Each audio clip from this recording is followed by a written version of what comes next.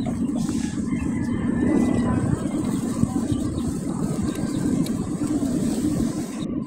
guys, ay ganito ho ang ating gagawin ngayon. Ang tungko ho ay garni-garni na inyong ginagawa. Kinukurkura nyo muna rin mga alikabok maray. Ayan gaho, igabok ng tungko. Yung mga kahoy na natusta. Kau na, tusta ba na pulbos pala. Ay garni ho ang pagdidikit ko diyan eh. Diyan ho hindi pwedeng dikitan na nakakabit yan. Ay pagka ho ganyang nausok-usok ng ganyan, ay di ayos na ho. Ilalabas na natin ang mahiwagang kawali. Tulyasi pala ho, tulyasi.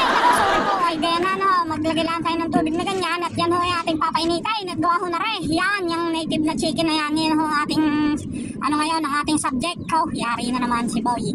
Ala, ay ganyan ho yan. At yan ho ay hindi na baga daw nangingiklaw. Guys siya, ay titirahin na ano ho. Ay ganyan ho, itsura na yan ho. Ay pagkaganda ho. Ay kalusog na ho.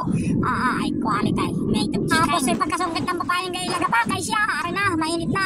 Luglogin na yung manok na yan. At nang yun ay himulmula na. Ay nako, ay talaga hong yan ay kailangan ay ganyan ang gagawin. Naggawa ho ng native. Ayan hong balahibo niyan ay napaka-apit. Ay talaga hong napakahirap hilahin ang hilahin. Pagka ho yan hindi luto sa mainit na tubig. Ay ganyan yan. Nakikita nyo ay said na ano ho. Ayan ho ay may second step pa. Hindi pa ho yan ang last. At yan ho ay may kailangan parang gawin diyan.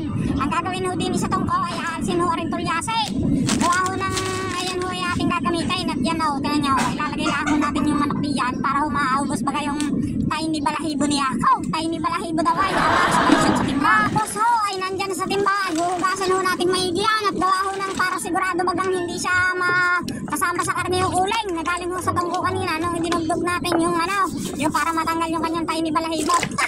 Ay English Tagalog eh ho. May tiny na may balahibo pa. Alas tayo. Kaya ang ginamit ko ho diyan ay yaring ano, yung steel brush na aray. At gawa ho ng para makurkur ng maigi yung dumay. Dapat hiyuple. Ay wala naman ako makuha din eh. Alay, aray na nga. Ginamit. Yan. Di pagkagamit ko ng gayan. Ay di, aray na ang kasunod din. Ay di karahin na. Ng, ano, ng tawag doon. Ng pagayat-gayat. Baga, ayan. Ayos na yan. O, pagkalagay din eh. Ala, gayat ang time na. Ayan o, ganyan ang alisin nyo muna. Yung unang-una yung paa. Tapos o eh, yung gigilitin yung dalawang pakpak. Tapos o eh, ang kasunod niya sa bukit naman. Kailangan ho yung puwet, eh, ano yun ang maigay. Ito, para hindi makikituhan.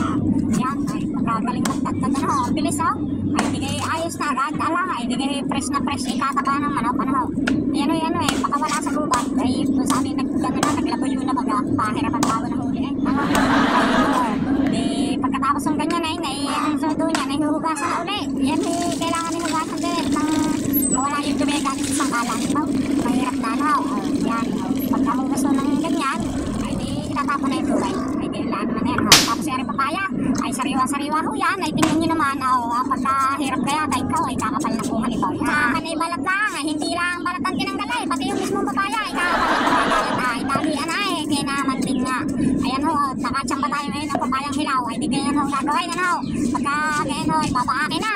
Pagka ho yan ay nabakbak na ng papagayan, ay di yan ho ay tatanggalan lang ng ano baga, nung ano ba bagang tawag lang daw yung nasa loob yan yung ano yan. Tapos ibabali-baliin nyo ng ganito at gawa ho ng papaya. Pag hindi nyo yung binali-bali ng papagayan, yan ho ay hindi naluluto agad at yan ho ay napakatigas. Kahit yung ganyang papaya lang ay napakatigas ho niyan. Pagka yan ay hindi nyo gagayanin, kailangan nyo gagayanin ng gagayanin bago gayatin para ho mabilis maluto. Ay na nabubulol na si Bawi. Ayan o, ganyan nyo, ganyan lang ho mga gayat ko niyan o, pabilisan lang ho yan ng ano, kailangan na ho makapagluto ay talaga lang itong mga preparasyon na ganito ay matagal, ano ho, ayan, di gagayatin lang ng mabilisan ganyan. Tapos pagkatapos niya, huhugasan din ho yan at gawa ng para maalis nga din yung ano na sanggalan, yung stain. Oh, stain, dumalis. Tapos magagayat na rin luya at saka ho yung ano, yung sibuyas ay dapat ho ay bawang ang gagamitin diyan eh. Kasi wala akong makuha ang bawang, ay ari ho ang meron, hindi rin ang aking gagamitin. Tapos ilalagay na rin tulyase at yan ho, ayos na ang ating pag-uumpisa ng tunay na laban.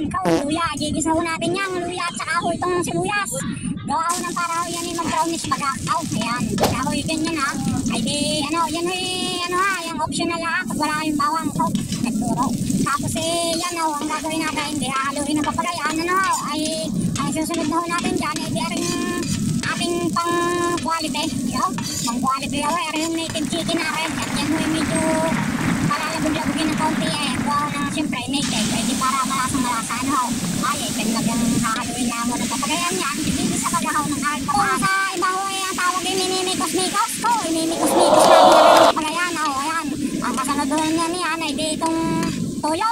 lalagyan ho natin, yan ay palasa, ay tapos ho ay rin papaya, ay para ho siya magsama-sama na sa pagkakabisa.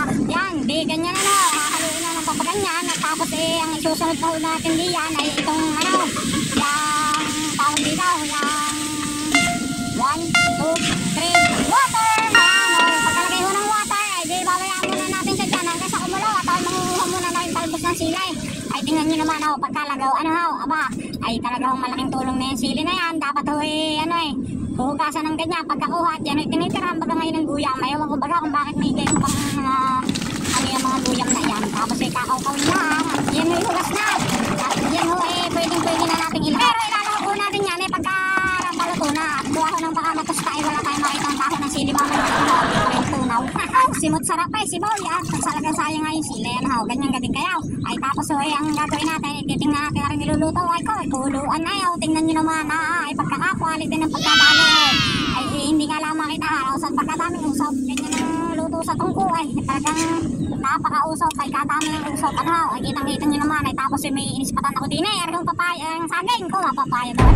Yan ho, isunod natin. Tapos ibabalikan natin ang niluluto. Ay yung gatong ko din ay baulaang. Ay tingnan nyo naman ang pagkakalingas-lingas. Ano, ay talagang quality. Pag kayo magkakahid ng niyog din sa probinsya, ay tago nyo ang bao at yun yung panggatong day. Pag sa katulad ko, tamad mo mang gatong, ay di bagay na sa akin yung bao. Oh, yan ho, talagang kulo ang kulo ay galit ang apoy. Ay ano ho, ay talagang ariho dapat ay ilalahok din itong malunggay na ito. Ay ang problema ho, hindi ko na tinuloy ang pagkuha at itong mga guyam na ito. Galit na naman sa akin yung mga langgam na yan. Hindi ka ay kukunin na naman yung kanilang binabahay. Ay nga, abort mission ko ho, ang aking pakay at talaga ako'y bumalik na din at ang natigalay yan. Lalagay na ho natin na rin talbos ng silay at gawa ho ng yan ho para ano, lumasa na at medyo paluto na ho ang ating recipe. At kalagay ho ng ganyan ay yan ay antayin na lang natin yung bagang haluin pa ng kaunti para lumubog dun sa ilalim ng tulyase ng mga karnay.